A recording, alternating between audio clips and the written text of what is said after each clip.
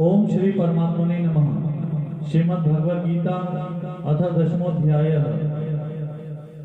श्री भगवान 7वें अध्याय में अपने हृदय की बात विज्ञान सहित ज्ञान कह रहे थे।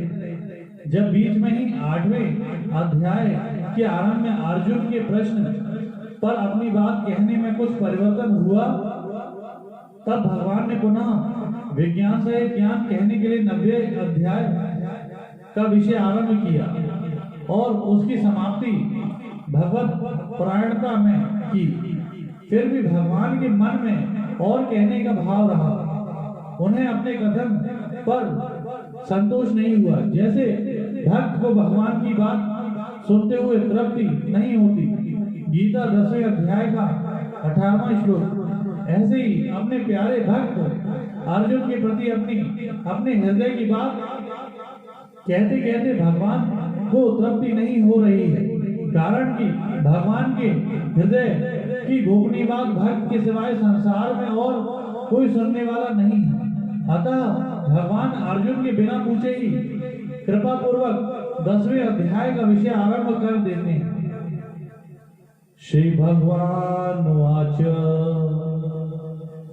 भूय एव महाबाहो शृणु मे परमं वचः यतेऽहं प्रीयमाणाय वक्ष्यामि हितकाम्यया। इसकी व्याख्या इस प्रकार है।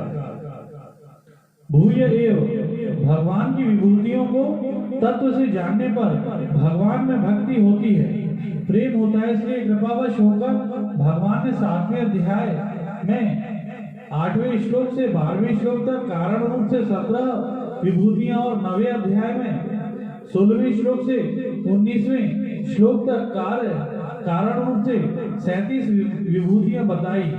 अब यहाँ और भी विभूतियां बताने के लिए तथा गीता 8वें अध्याय के 14वें एवं 9वें अध्याय के 22वें और 34वें श्लोक में कही हुई भक्ति का और भी विशेषता से वर्णन करने के लिए भगवान भूय एव कहते हैं।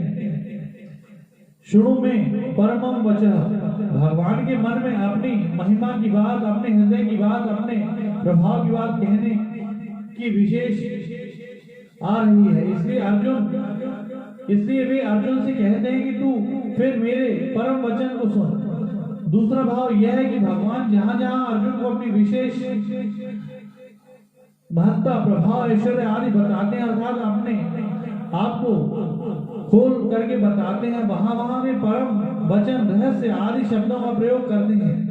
जैसे 4थे अध्याय के 3रे श्लोक में रहस्यम दुत्तमम पदों से बताते हैं कि जिसने सूर्य को उपदेश दिया था, वही मैं तेरे रथ के घोड़े हाँकता हुआ तेरे सामने बैठा हूँ।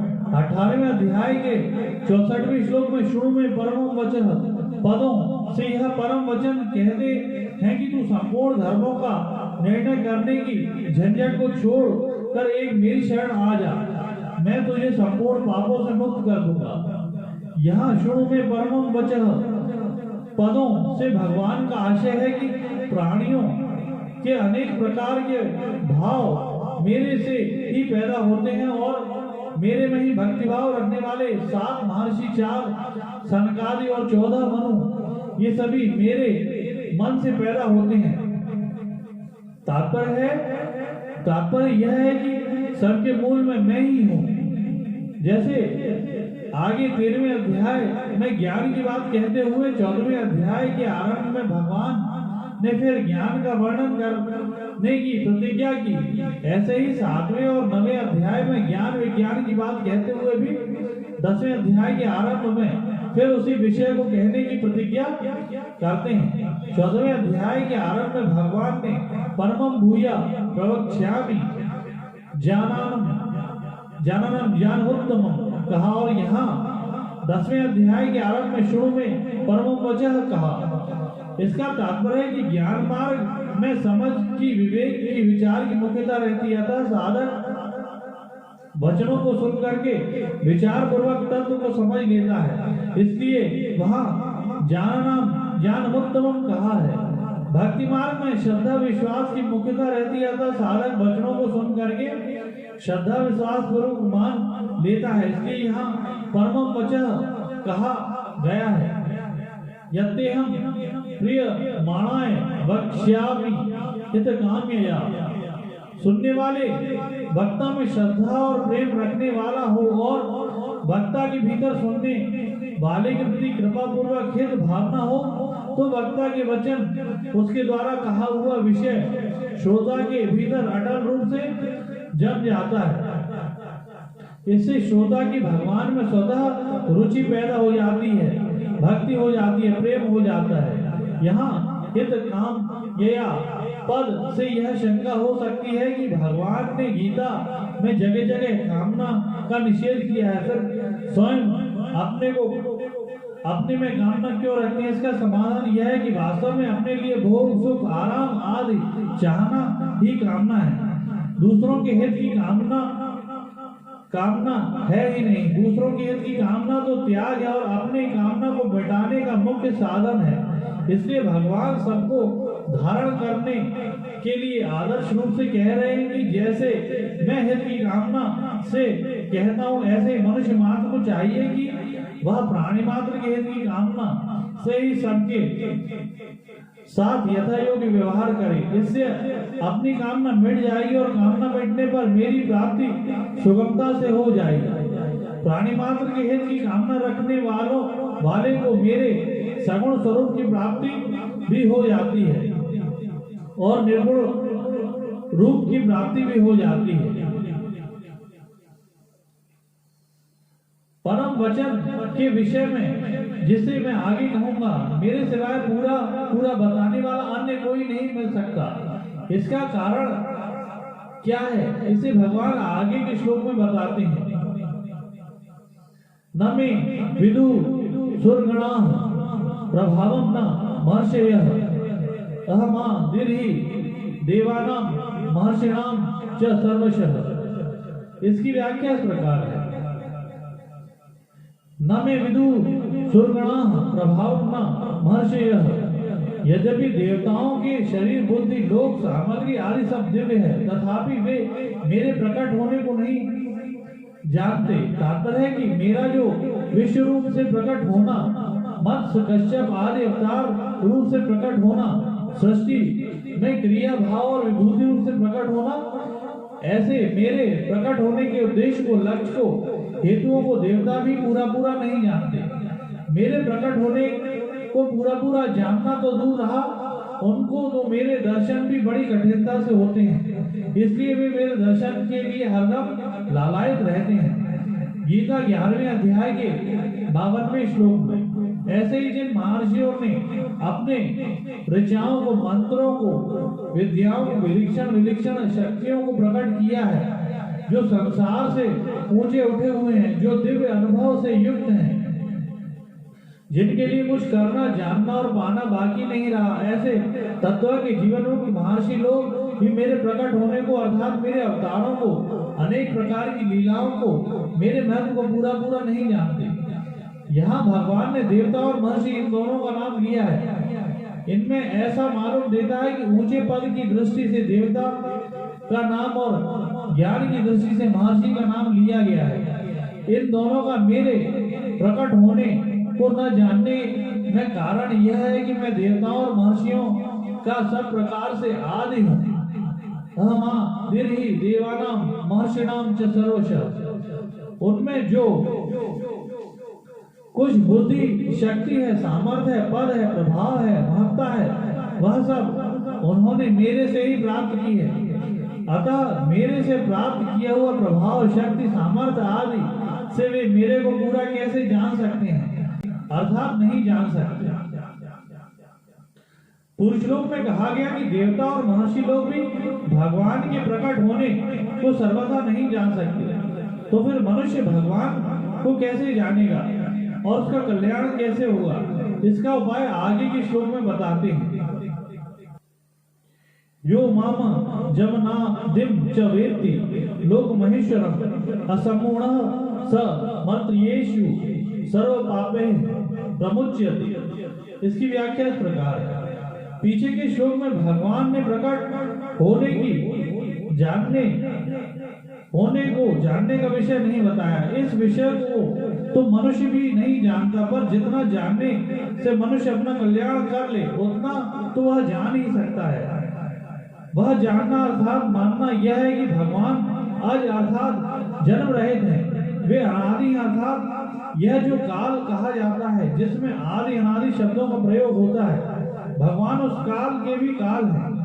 उन कालातीत भगवान में काल का भी आदि और अंत हो जाता है। भगवान संपूर्ण लोगों के महान ईश्वर है, अर्थात स्वर्ग, पृथ्वी और पाताल रूप जो त्रिलोकी है तथा उस त्रिलोकी में जितने प्राणी हैं उन प्राणियों पर शासन करने वाले अलग अलग अधिकार प्राप्त जितने ईश्वर मालिक हैं, उन सब ईश्वरों के भी महान ईश्वर भगवान हैं। इस प्रकार जानने से अर्थात श्रद्धा विश्वास पूर्वक दृढ़ता से मानने से मनुष्य को भगवान के आज अविनाशी और लोक महेश्वर होने में कभी किंचित मात्र भी संदेह नहीं होता। असम्मूढ़ स मर्त्येषु सर्व पापे प्रमुच्यते। भगवान को आज अविनाशी और लोक महेश्वर जानने से मनुष्य पापों से मुक्त कैसे होगा? भगवान जन्म रहित हैं, नाश रहित हैं, अर्थात उनमें कभी किंचित मात्र भी परिवर्तन नहीं होता। वे अजन्मा तथा अविनाशी रहते हुए भी सबके महान ईश्वर हैं। वे सब देश में रहने के नाते यहाँ भी और सब समय में होने के नाते अभी भी हैं, और सबके होने के नाते मेरे भी हैं, और सबके मालिक होने के नाते मेरे अकेले के भी मालिक हैं। इस प्रकार दृढ़ता से मान ले, इसमें संदेह की गंध भी नहीं न रहे। साथ ही साथ यह भी क्षण भंगुर संसार है जिसका प्रतिक्षण परिवर्तन हो रहा है, और जिसको जिस क्षण में जिस रूप में देखा है उसको दूसरे क्षण में उस रूप में दोबारा कोई भी देख नहीं सकता, क्योंकि वह दूसरे क्षण में वैसा रहता ही नहीं। इस प्रकार संसार को यथारूप जान ले। जिसने अपने सहित सारे संसार के मालिक भगवान को दृढ़ता से मान लिया है और संसार की क्षण भंगुरता को तत्व से ठीक जान लिया है, उसका संसार में मैं और मेरापन रह ही नहीं सकता, अपितु एकमात्र भगवान में ही अपनापन हो जाता है। तो फिर वह पापों से मुक्त नहीं होगा तो और क्या होगा? ऐसा मूर्ता रहित मनुष्य ही भगवान को तत्व से आज अविनाशी और लोक महेश्वर जानता है, और वही सब पापों से मुक्त हो जाता है। पहले श्लोक में भगवान ने जिस परम वचन को सुनने की आज्ञा दी थी उसको अब आगे के 3 श्लोकों में बताते हैं। बुद्धिर ज्ञान सम्मोह क्षमा सत्यम दमः शमः सुखम दुखम भवो भावो भयम चाभयमेव च अहिंसा समता तुष्टिस्तपो दानम यशो यशः भवन्ति भाव भूतानां मत एव प्रतिविधा। इसकी व्याख्या इस प्रकार है। बुद्धि उद्देश्य को लेकर निश्चय करने वाली बुद्धि का वृत्ति का नाम बुद्धि है। ज्ञानम सार असार, ग्राह्य अग्राह्य, नित्य अनित्य, सत असत, उचित अनुचित, कर्तव्य अकर्तव्य, ऐसा जो विवेक अर्थात अलग अलग जानकारी है उसका नाम ज्ञान है। यह ज्ञान मानव मात्र को भगवान से मिला है। असम्मोह शरीर और संसार को उत्पत्ति विनाशशील जानते हुए भी उसमें मैं और मेरापन करने का नाम सम्मोह है, और इसके न होने का नाम असम्मोह है। क्षमा कोई हमारे प्रति कितना ही बड़ा अपराध करे, अपनी सामर्थ्य रहते हुए भी उसे सह लेना और उस अपराधी को अपनी तथा ईश्वर की तरफ से यहाँ और परलोक में कहीं भी दंड न मिले, ऐसा विचार करने का नाम क्षमा है। सत्य स्वरूप परमात्मा की प्राप्ति के लिए सत्य भाषण करना, अर्थात जैसा सुना देखा और समझा उसी के अनुसार अपने स्वार्थ और अभिमान का त्याग करके दूसरों के हित के लिए ज्यादा न कम वैसे का वैसा कह देना सत्य है। दमः शमः परमात्मा प्राप्ति का उद्देश्य रखते हुए इंद्रियों को अपने अपने विषयों से हटाकर अपने वश में करने का नाम दम है, और मन को सांसारिक भोगों के चिंतन से हटाने का नाम शम है। सुखम सुखम दुखम शरीर मन इंद्रियों के अनुकूल परिस्थिति के प्राप्त होने पर हृदय में जो प्रसन्नता होती है उसका नाम सुख है, और प्रतिकूल परिस्थिति के प्राप्त होने पर हृदय में जो अप्राप्ति होती है उसका नाम दुख है। भवो भाव सांसारिक वस्तु व्यक्ति घटना परिस्थिति भाव आदि के उत्पन्न होने का नाम भव है, और इन सब के लीन होने का नाम अभाव है। भयम च भयमेव च अपने आचरण भाव आदि शास्त्र और लोक मर्यादा के विरुद्ध होने से अंतःकरण में अपना अनिष्ट होने की एक आशंका होती है, उसको भय कहते हैं। मनुष्य के आचरण भाव आदि अच्छे हैं, वह किसी को कष्ट नहीं पहुंचाता, शास्त्र और संतों के सिद्धांत के विरुद्ध कोई आचरण नहीं करता, तो उसके हृदय में अपना अनिष्ट होने की आशंका नहीं रहती, अर्थात उसको किसी से भय नहीं होता, इसी को अभय कहते हैं। अहिंसा अपने तन मन और वचनों से किसी भी देश काल परिस्थिति आदि में किसी भी प्राणी को किंचित मात्र भी दुख न देने का नाम अहिंसा है। समता तरह तरह की अनुकूल और प्रतिकूल वस्तु व्यक्ति घटना परिस्थिति आदि के प्राप्त होने पर भी अपने अंतःकरण में कोई विषमता न आने का नाम समता है। तुष्टि आवश्यकता ज्यादा रहने पर भी कम मिले तो उससे संतोष करना, और मिले ऐसी इच्छा न रहना तुष्टि है। तपः अपने कर्तव्य का पालन करते हुए जो कुछ कष्ट आ जाए, प्रतिकूल परिस्थिति आ जाए, उन सबको प्रसन्नता पूर्वक सहने का नाम तप है। दानम प्रत्युपकार और फल की किंचित मात्र भी इच्छा न रखकर प्रसन्नता पूर्वक अपने शुद्ध कमाई का हिस्सा सब पात्र को देने का नाम दान है। यशो यशः मनुष्य के अच्छे आचरणों भावों और गुणों को लेकर संसार में जो नाम की प्रसिद्धि प्रशंसा आदि होते हैं उनका नाम यश है। भवन्ति भाव भूताना मत एव प्रतिविधा प्राणियों के ये पृथक पृथक और अनेक तरह के भाव मेरे से ही होते हैं, अर्थात उन सबको सत्ता स्फूर्ति शक्ति आधार और प्रकाश मुझ लोक महेश्वर से ही मिलता है। तात्पर्य है कि तत्व से सबके मूल में मैं ही हूँ,